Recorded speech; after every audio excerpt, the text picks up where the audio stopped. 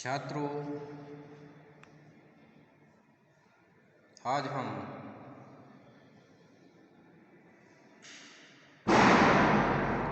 कार्यालय पत्रों के संबंध में जानकारी प्राप्त करेंगे और यह जानने का प्रयास करेंगे कि कार्यालयी पत्र किस प्रकार के पत्र होते हैं और ये कार्यालयी पत्र कितने प्रकार के होते हैं। तो सबसे पहले यह जानना आवश्यक है कि आखिर कार्यालयी पत्र कहते किसे हैं। छात्रों, सरकार के विभिन्न कार्यालयों में अनेक पत्र आते जाते रहते हैं, अर्थात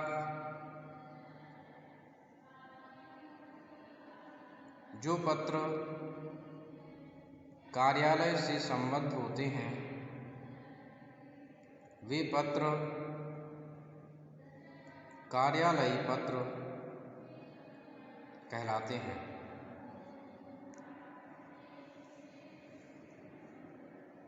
कार्यालयी पत्र अनेक प्रकार के होते हैं। सबसे पहले सरकारी पत्र। सरकारी पत्र वे पत्र होते हैं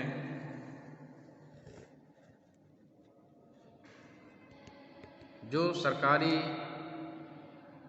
कार्यालयों में सरकारी अधिकारी द्वारा दूसरे सरकारी अधिकारी को लिखता है,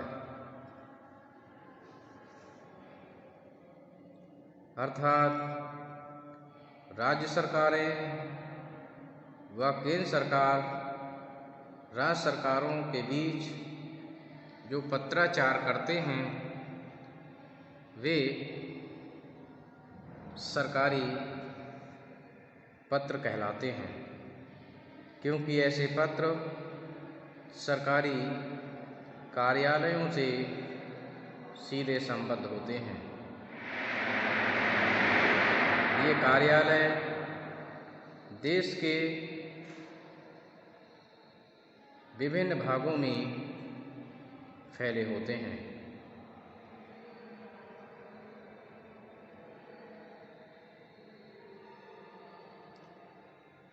इस प्रकार के कार्यालयों में प्रयुक्त पत्र सरकारी पत्र कहलाते हैं, जिनके लिए शासकीय पत्र की भी संज्ञा दी जाती है। इसके बाद हैं अर्ध सरकारी पत्र। अर्ध सरकारी पत्र वे पत्र कहलाते हैं जिनमें एक सरकारी अधिकारी दूसरे सरकारी अधिकारी के लिए सरकारी कार्य से व्यक्तिगत रूप से पत्र लिखता है। इस प्रकार के पत्रों में लिखते समय सरकारी अधिकारी अपने पदनाम और प्रापक के पदनाम की अपेक्षा अपना और प्रापक का नाम लिखता है। यदि आवश्यक समझता है तो पदनाम के लिए नाम के बाद लिख सकता है। इस प्रकार के पत्रों में वांछित सूचनाएं, सम्मतियां, सुझाव, मार्गदर्शन आदि प्राप्त किए जाते हैं। उसके बाद है कार्यालयी आदेश।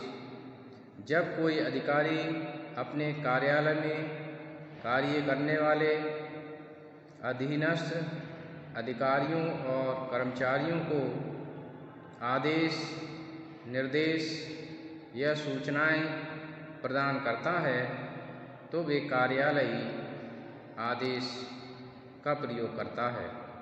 कभी कभी इस आदेश के द्वारा अवकाश की स्वीकृति, अस्वीकृति, पदोन्नति, नियुक्ति आदि के विषय में भी सूचना दी जाती है। इस प्रकार के आदेश द्वारा स्थायीकरण और स्थानांतरण की भी सूचना दी जाती है। इसके बाद है कार्यालय ज्ञापन। सरकार के विभिन्न मंत्रालय अपनी सूचनाओं का आदान प्रदान करने के लिए शासकीय पत्रों के बजाय कार्यालय ज्ञापन का प्रयोग करते हैं। इस प्रकार ये अंतर मंत्रालय पत्र व्यवहार का प्रमुख रूप माना जाता है।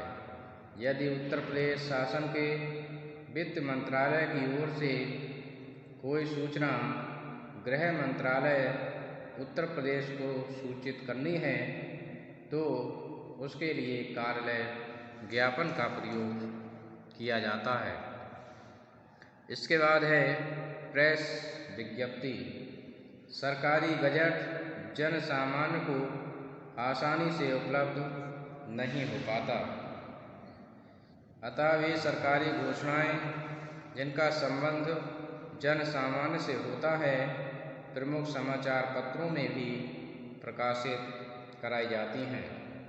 ऐसी सूचनाओं को प्रेस विज्ञप्ति कहा जाता है। इन्हें यथावत रूप में समाचार पत्रों में प्रकाशित कराया जाता है। समाचार पत्र का संपादक इस प्रकार की सूचनाओं में कोई भी काट छांट नहीं करता है, बिना संशोधन के ही उसे छापना होता है। उसके बाद है परिपत्र। विभिन्न मंत्रालयों, विभागों, अधीनस्थ व संबंधित विभागों को एक साथ कोई सूचना, आदेश, अनुदेश, निर्देश आदि भेजने के लिए परिपत्र का सहारा लेना पड़ता है। इसका स्वरूप सरकारी पत्र जैसा ही होता है, किंतु इसमें स्वनिर्देश सूचक शब्दों का प्रयोग नहीं होता। परिपत्र में पाने वाले अधिकारियों, सचिवालयों, विभागों, संस्थाओं आदि सभी का उल्लेख किया जाता है। इस पत्र की यह विशेषता है कि इसमें प्रेषक एक होता है जबकि प्रापक अनेक होते हैं। उसके बाद अधिसूचना। सरकारी अधिसूचनाएं सामान्यतया सरकार के राजपत्र में प्रकाशित होती हैं। अधिसूचना में सरकारी आदेश, नीतियों व नियमों के लागू होने, किसी विशिष्ट व्यक्ति को अधिकार प्रदान करने और केंद्र सरकार के राजपत्रित अधिकारियों की नियुक्ति करने, उनके स्थानांतरण करने आदि के संबंध में सूचनाएं दी जाती हैं। इसके प्रारंभ में यह निर्देश आवश्यक रूप से होता है कि ये भारतीय राजपत्र के किस भाग और किस खंड में प्रकाशित होगी। ये प्रबंधक भारत सरकार के प्रेस को प्रेषित की जाती है। इसमें संबोधन नहीं होता है। इसके बाद है अनुस्मारक। किसी पत्र आदि का उत्तर आने में पर्याप्त विलंब होने पर अनुस्मरण के लिए ये पत्र लिखा जाता है। इस पत्र में पूर्व लिखित पत्रों की पत्रांक संख्या का और विषय का विशेष रूप से उल्लेख किया जाता है।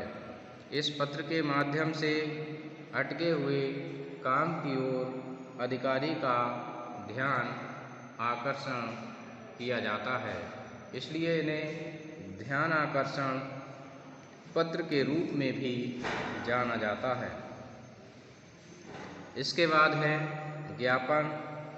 कार्यालय ज्ञापन और ज्ञापन के स्वरूप में कोई विशेष अंतर नहीं होता, परंतु कार्यालय ज्ञापन का प्रयोग एक मंत्रालय से दूसरे मंत्रालय तक किया जाता है, जबकि ज्ञापन का प्रयोग एक मंत्रालय या विभाग में आंतरिक पत्र व्यवहार के लिए ही किया जाता है। इसी प्रकार से संकल्प पत्र होता है।